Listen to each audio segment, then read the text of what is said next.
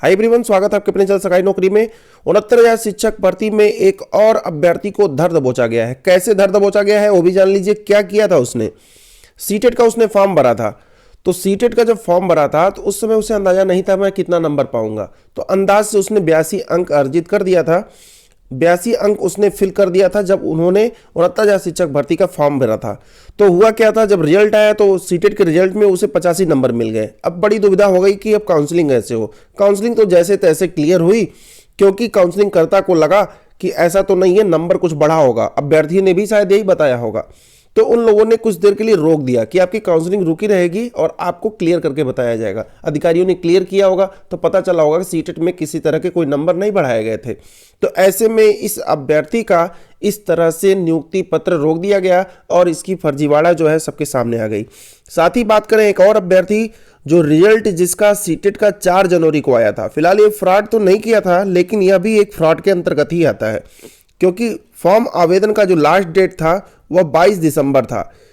22 दिसंबर 2018 के पहले आपके पास सीटेट या टेट का सर्टिफिकेट होना चाहिए, लास्ट डेट के पहले। लेकिन रिजल्ट आता है सीटेट का 4 जनवरी 2019 को, जिसको देखते हुए इसे भी फर्जीवाड़े के अंदर ले लिया गया और इसके भी नियुक्ति पत्र को रोक दिया गया। तो एक तरह से नियमों के तहत बिल्कुल सही है। अगर 4 जनवरी 2019 को आया है तो बिल्कुल यह सीटेट या टेट का रिजल्ट इस 69,000 शिक्षक भर्ती के लिए बिल्कुल मान्य नहीं है। इस अभ्यर्थी का भी नियुक्ति पत्र रोक दिया गया और इसके ऊपर तो फिलहाल किसी तरह की कोई कार्रवाई नहीं की गई। लेकिन 82 से 85 वाले के ऊपर कार्रवाई करने का अब उसके ऊपर कार्रवाई के आदेश दिए गए हैं। फिलहाल अभी मामला जांच के विषय में है, जांच किया जा रहा है और बिल्कुल तथ्य सही पाए जाने पर अभ्यर्थी के ऊपर उचित कार्रवाई की जाएगी। बात करें एक और फर्जीवाड़ा सामने आया है। यह बीटीसी को लेकर के कोई नया नहीं है। बीटीसी में एक फेल अभ्यर्थी था, वह एक ही नंबर से फेल था। तो उसने क्या किया, एक नंबर अपना बढ़ लिया ज़्यादा और दिखा दिया कि हम पास हैं, क्योंकि एक ही नंबर से वह फेल था। सोचा कि बैक पेपर वगैरह से हो जाएगा, एक नंबर तो मिल ही जाएगा। तो एक तरह से वह एक फर्जीवाड़ा किया और उसके साथी, उसके शुभचिंतक साथी ने उसका कंप्लेन कर दिया, जिससे उसका नियुक्ति पत्र रोक दिया गया है। अब उसे नियुक्ति पत्र रोकने के साथ साथ उसके ऊपर फर्जीवाड़े के तहत कार्रवाई की जाएगी, जो कि बिल्कुल सर्वदा उचित है, करनी ही चाहिए। क्योंकि फ्रॉड करके आप कहीं भी किसी चीज़ में भर्ती नहीं हो सकते, खासकर 69,000 में, जो कि इतने विवादों से घिरा हुआ है। बात कर लेते हैं एनआईओएस से जो डीएलएड किए हुए अभ्यर्थी हैं, उनको यूपी टेट में पहले अलाउ कर दिया गया।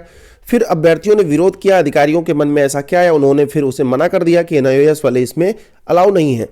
फिर एनआईओएस वालों ने कहा कि 6 जनवरी को एनसीटीई की तरफ से डीएलएड में और साथ ही शिक्षक भर्ती में शामिल होने का निर्देश दिया गया है। अगर यूपी टेट के प्रस्ताव की तो शासन के पास प्रस्ताव 6 जनवरी के पहले ही भेजा जा चुका था, जबकि एनसीटीई ने 6 जनवरी को एनआईओएस के प्रशिक्षित डीएलएड अभ्यर्थियों को टेट और सुपर टेट में भर्ती होने का मौका दिया था।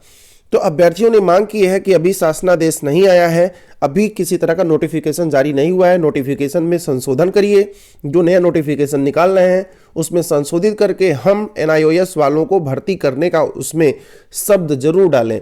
अगर आप ऐसा नहीं करते हैं तो हम सीधे कोर्ट जाएंगे, हम एक मुकदमा करेंगे और आप लोगों को हमें शामिल करना ही होगा। तो फिलहाल अभ्यर्थी एनआईओएस वाले एक तरह से मन बना चुके हैं। अगर इनको मौका नहीं दिया जाता है तो इनकी संख्या भी ज़्यादा है, 1.5 लाख के आसपास अभ्यर्थी हैं जो एनआईओएस से डीएलएड किए हुए हैं, जो 18 महीने का कोर्स है, जबकि सरकार का कहना है कि 2 साल का होना चाहिए।